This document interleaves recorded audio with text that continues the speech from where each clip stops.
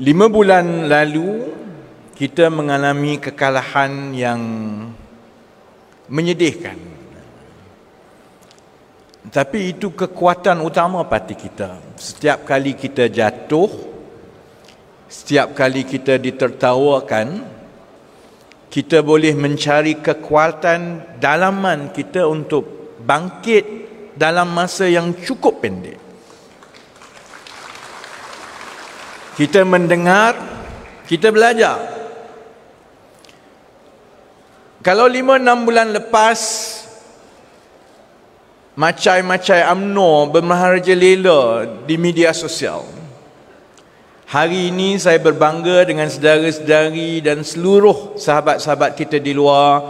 Saya rasa kita sudah pun hampir menang perang media sosial, saudara-saudara.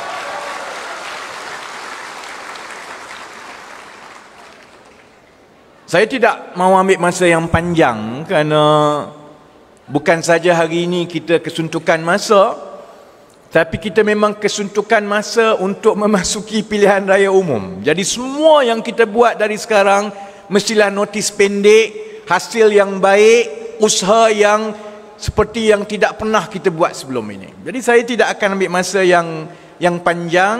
Saya mahu berikan ruang sepenuhnya kepada saudara Anwar untuk bagi amanat. Cuma saya nak bermula dengan perkara yang paling penting sekali. Kenapa kita masuk pilihan raya umum?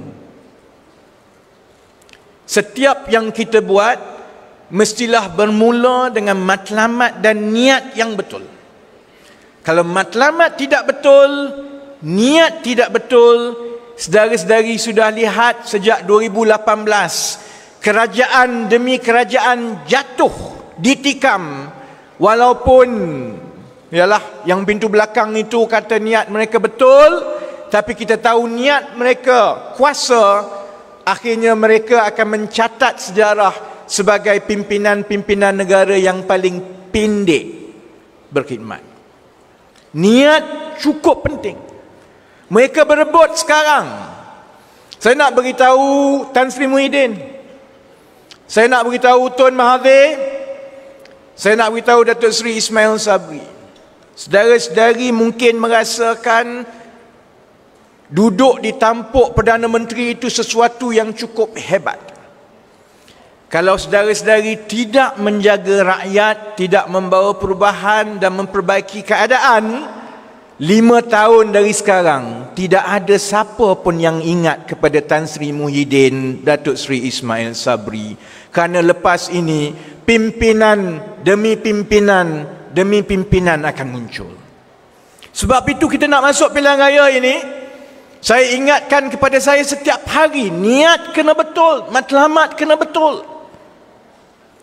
Kita masuk pilihan raya bukan sebab jawatan, bukan sebab habuan. Kita masuk pilihan raya atas sebab tanggungjawab dan amanah, kerana kita sedar kerosakan yang berlaku di kalangan kita. Sebagai sebuah negara, kita bermula sebagai negara yang kaya dan bertuah. Kita banyak hasil bumi mengalahkan negara-negara jiran yang lain. Saya pernah melawat 34 buah negara setakat ini seumur hidup saya.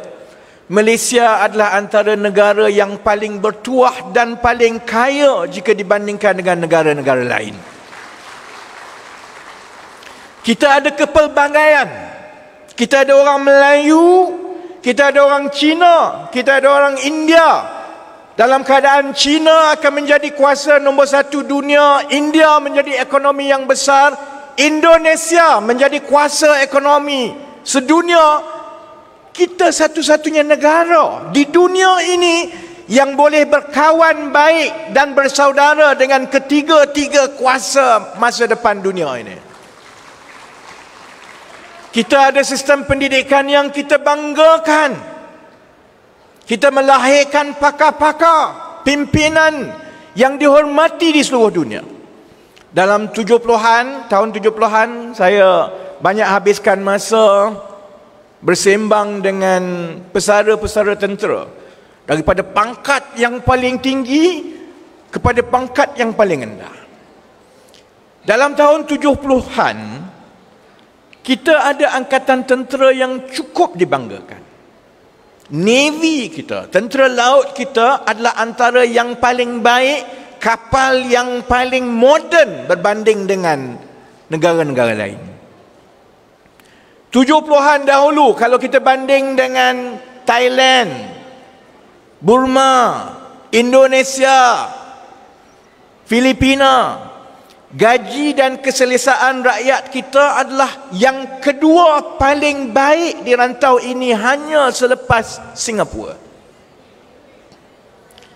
Saudara-saudari, sekarang ekonomi kita bukan saja jatuh nombor 3, nombor 4. Kita sekarang berada di belakang Indonesia, kemudian Singapura, kemudian Taiwan, kemudian Filipina, kemudian Vietnam. Saya tak pasti berapa ramai orang di luar tahu bahawa secara rasminya dalam liga ekonomi di rantau ini, kita ni dah lama jatuh ke Division 2.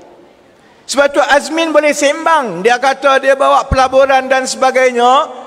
Kalau kita tahu keadaan di luar, pelabur-pelabur pun dia tengok Malaysia, dia rasa Malaysia ni kelab liga nombor 2, Division 2. Dia lebih suka pergi ke Indonesia, Singapura, Thailand, Vietnam dan Filipina. Sebab tu saudara-saudari, tadi kita dengar kawan-kawan, bagi orang yang tidak tahu makroekonomi, mungkin mereka tak sedar. Orang yang duduk dalam kepompong pejabat-pejabat besar di Putrajaya, dia mungkin kata angka-angka ini menunjukkan kita mengalami pertumbuhan yang baik. Tapi saudara-saudari tengok sendiri hari ini.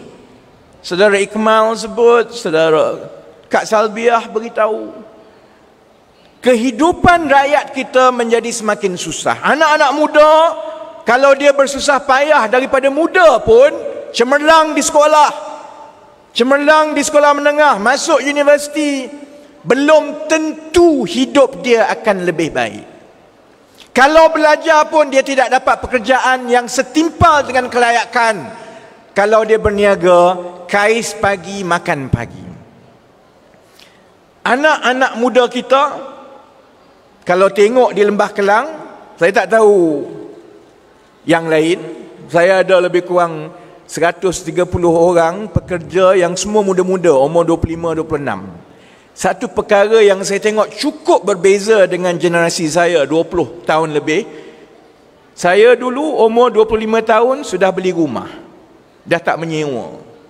Saya tengok anak-anak muda sekarang umur 25, 26, walaupun kerja baik, hampir semuanya akan tinggal dengan ibu bapa sebab mereka tak mampu untuk menyewa, apatah lagi untuk membeli sebuah kediaman, saudara-saudari.